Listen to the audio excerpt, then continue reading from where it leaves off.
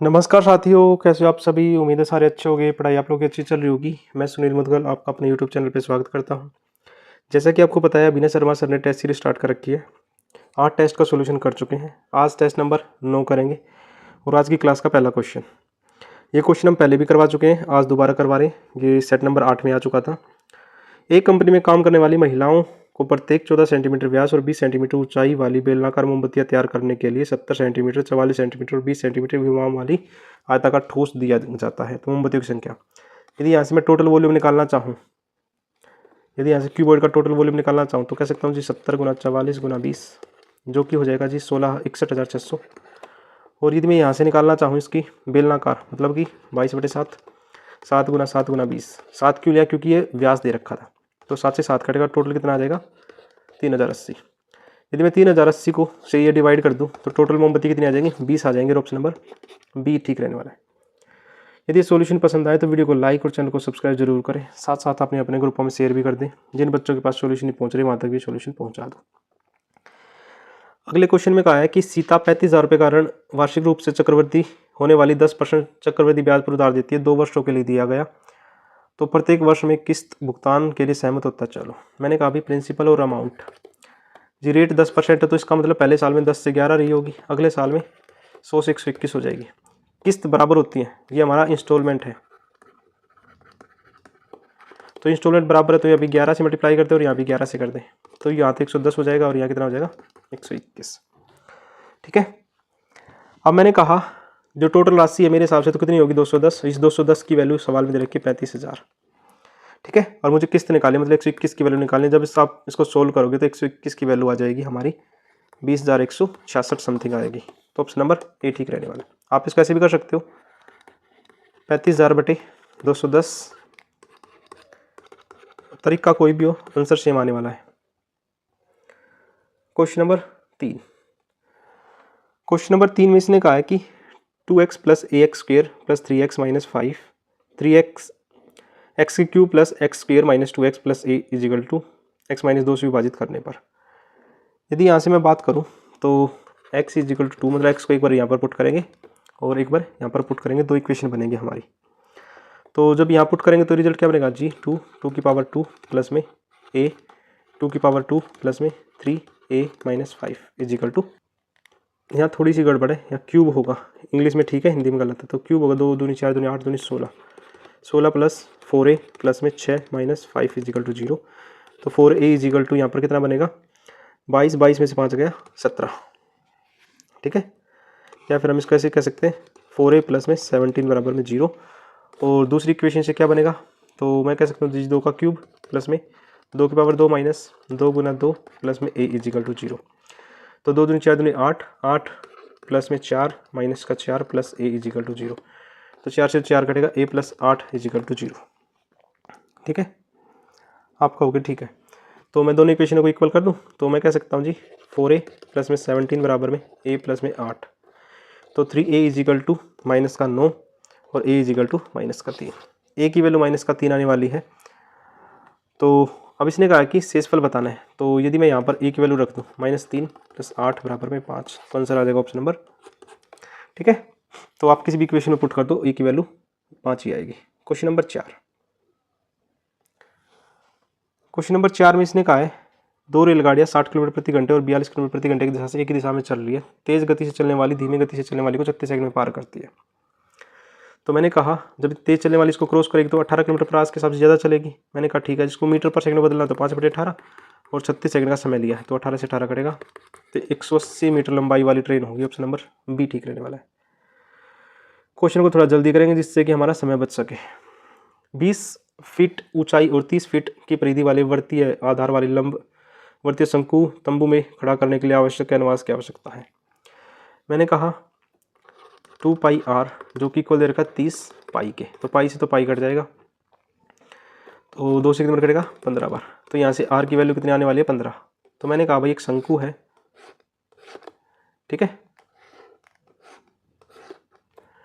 तो यदि यहाँ से मैं बात करूँ तो आर तो 15 आने वाली है, ऊंचाई 20 है, तो ये 25 हो जाएगा क्योंकि 3 4 5 का ट्रिपलेट होता है। तो 15 20 25 का भी ट्रिपलेट होगा।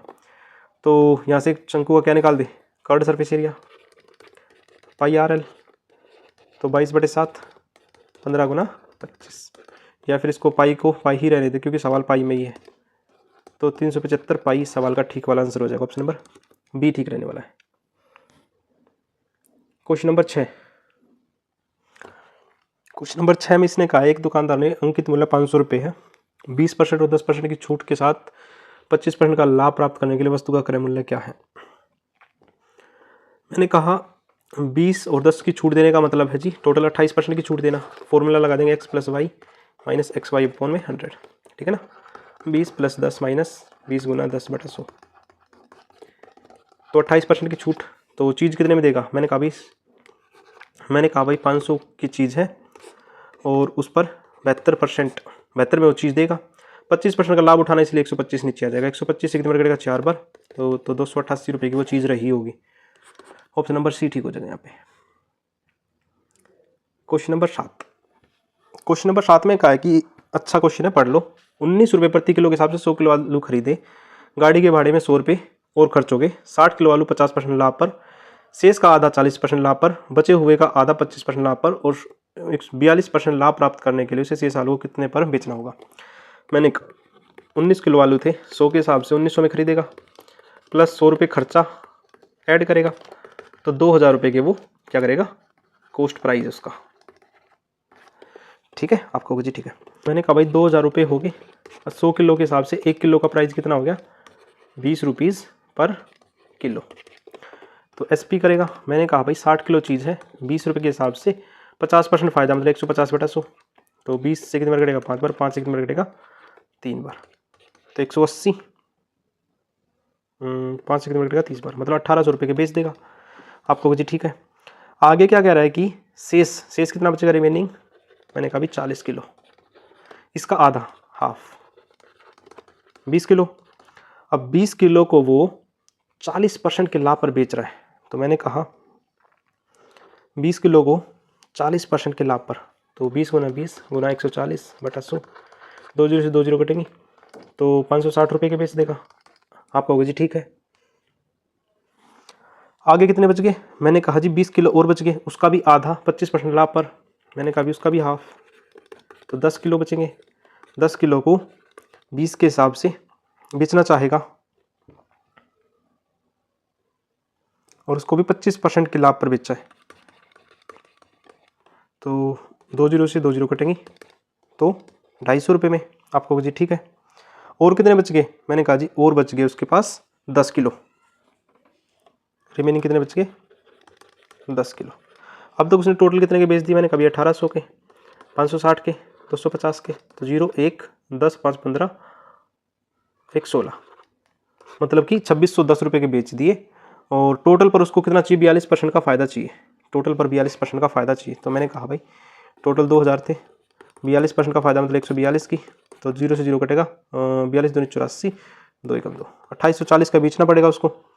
आपको जी ठीक है।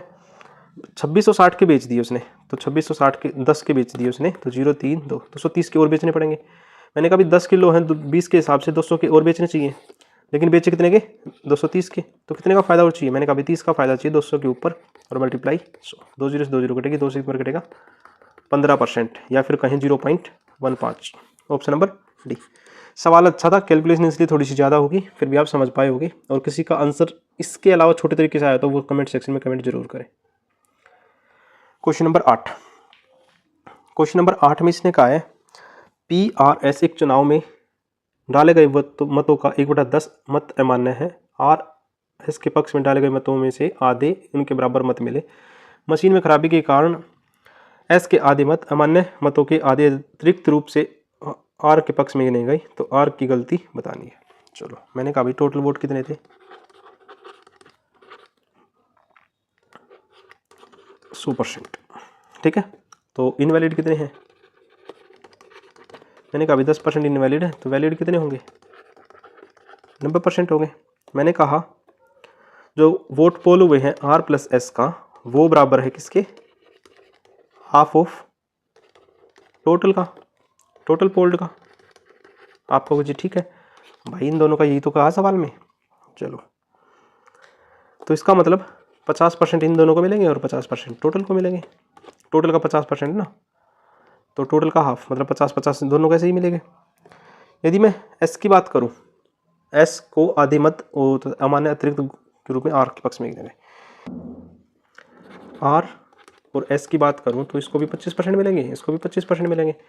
लेकिन इसने गलती क्या कर दी, जो हाफ ऑफ एस है, हाफ ऑफ एस मतलब कि 25 का आधा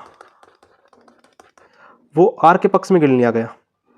ठीक है, तो आर को कितना मिलेगा, मैंने कहा 25 तो मिलना ही मिलना था, 12.5 और मिलेगा आपको जी। ठीक है, और इसने कहा कि अमान्य मतों के आधे अतिरिक्त आर के रूप में पक्ष गिन लिए गए। मैंने कहा इनवैलिड का भी आधा मतलब कि 5%।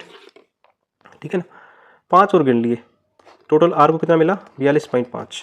तो गलती के कारण 42.5 वोट किसको मिलेंगे, आर को मिलेंगे। वही सवाल का आंसर है। ठीक है, सवाल अच्छा था, उम्मीद आपको भी समझ में आ गया होगा। Question number 9। क्वेश्चन नंबर 9 में कहा कि एक समस्या 3 छात्रों को दी गई, हल करने वाले की संभावना 1/2, 1/3, 1/4 है, तो हल की जा सकती है। तो मैंने कहा भाई हल की संभावना 1/2 है, तो ना होने की संभावना 1/2 रही होगी, इसकी 2/3 रही होगी और इसकी 3/4 रही होगी। यदि मैं टोटल की बात करूं तो टोटल कितना रहने वाली है, यदि मैं इनकी मल्टीप्लाई कर दूं तो इससे ये कट जाएगा, इससे ये कट जाएगा, तो 1/4 ऐसी पॉसिबिलिटी है जो हल ना की प्रोबेबिलिटी है। तो पॉसिबिलिटी कितनी हो सकती है सबकी होने की, तो मैंने कहा 1 - 1/4, तो 3/4 ऐसी पॉसिबिलिटी जो इनकी पॉसिबिलिटी है। ऑप्शन नंबर सी ठीक रहने वाला है। क्वेश्चन नंबर 10 आज की क्लास का लास्ट क्वेश्चन है। एक क्वेश्चन मीडियन पे भी आने लग रहा है, तो क्यों ना हम इसको यहीं पे कर लें। तो मैंने कहा एक्स आई निकाल दे, यहाँ कितना होगा, मैंने कहा 5, 15, 25, 35, 45। यहाँ एफ आई एक्स आई निकाल दे, ये कितना होगा 10, 165, 700, 210, 135।